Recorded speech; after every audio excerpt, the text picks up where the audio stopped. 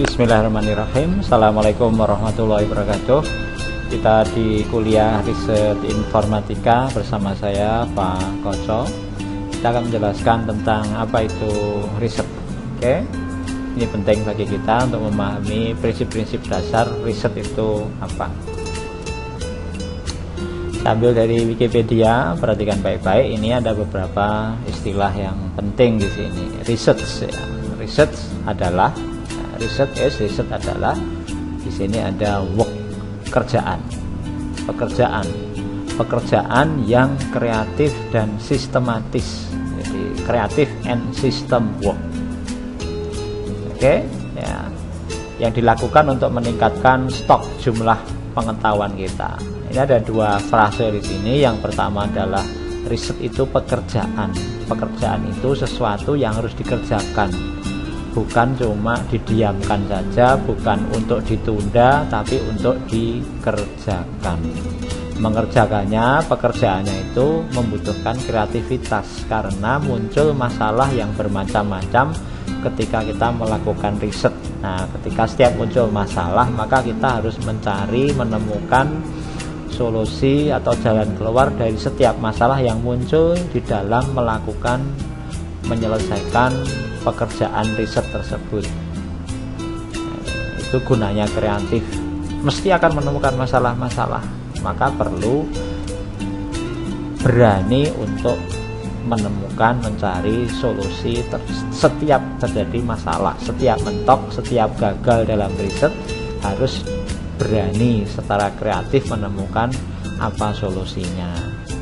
Yang kedua, pekerjaan itu harus dilakukan secara sistematis, karena kalau tidak sistematis nanti malah kacau balau, tidak efisien.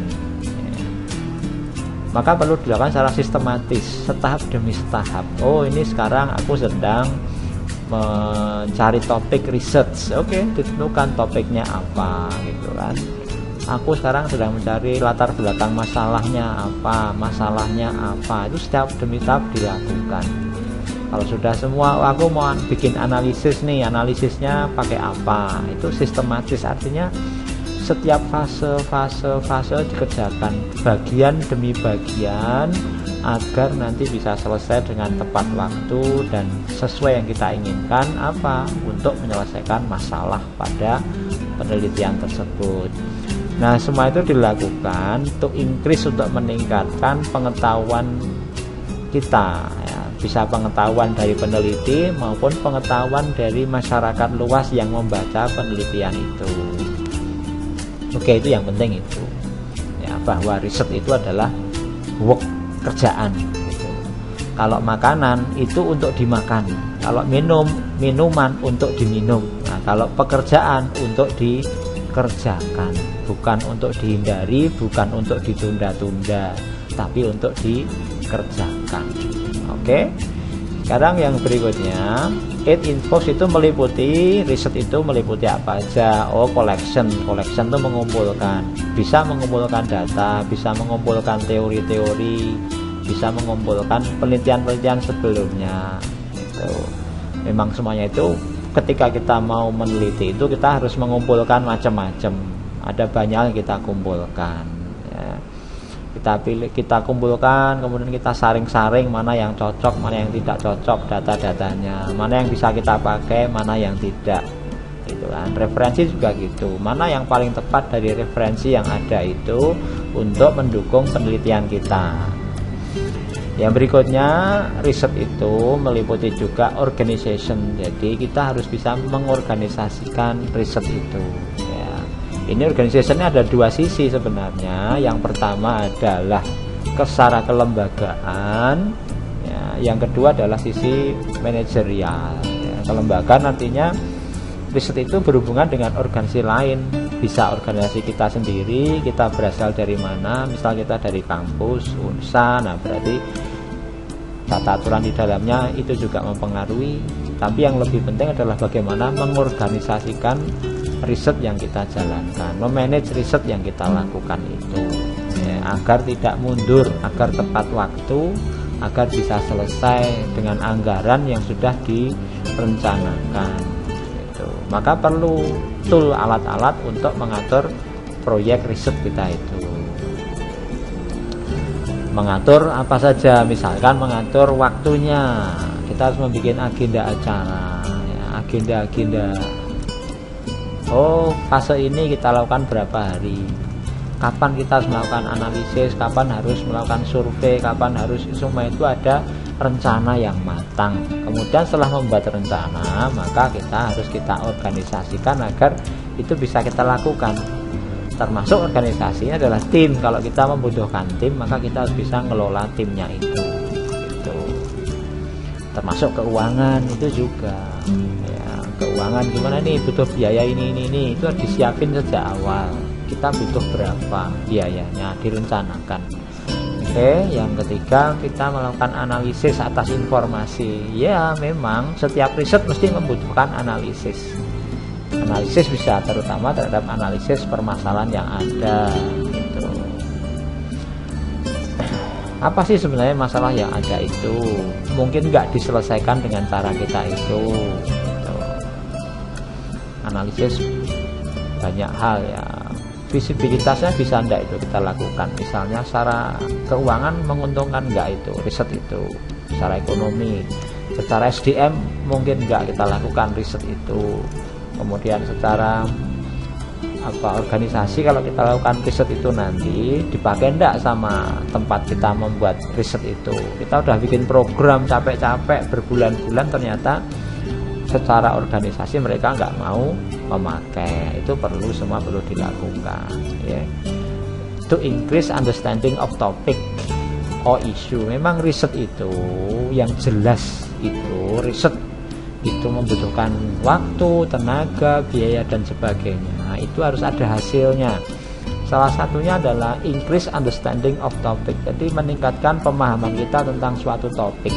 Kalau kita risetnya tentang e-commerce misalnya selama 6 bulan misalnya, mestinya setelah selesai kita paham tentang e-commerce. Kalau kita risetnya tentang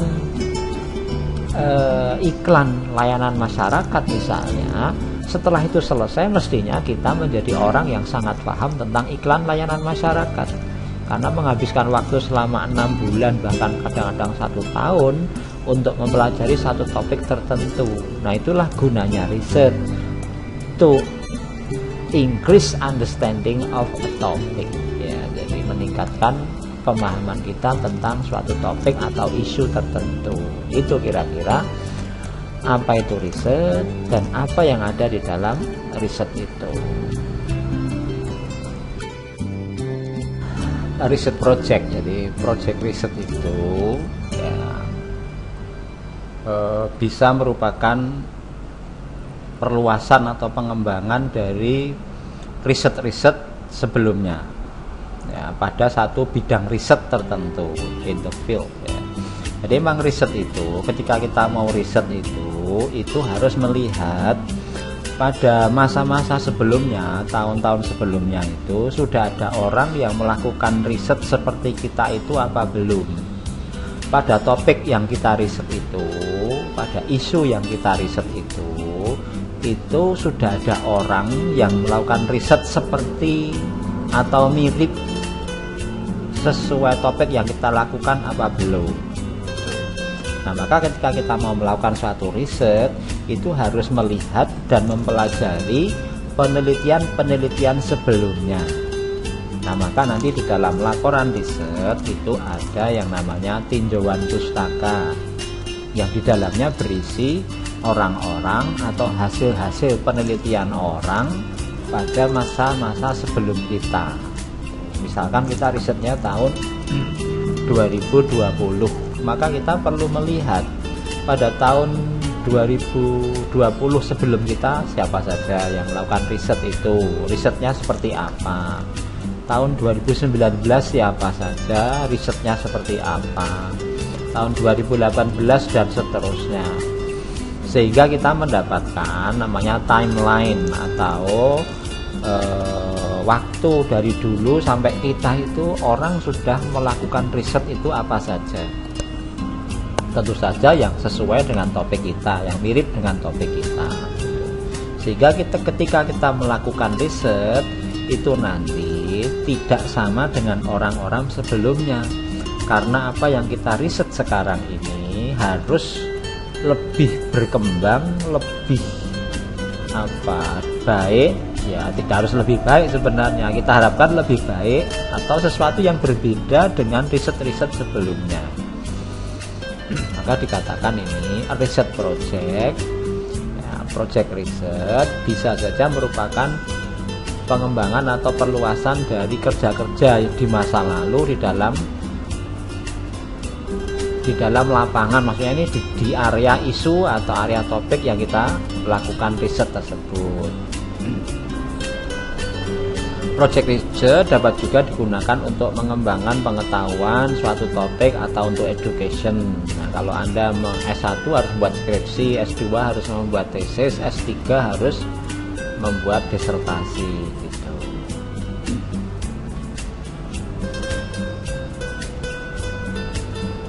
Itu tes untuk melakukan pengetesan terhadap validitas, ya, kebenaran dari instrumen-instrumen yang dipakai, prosedur-prosedur dan eksperimen, ya ini nggak usah lah. Oke.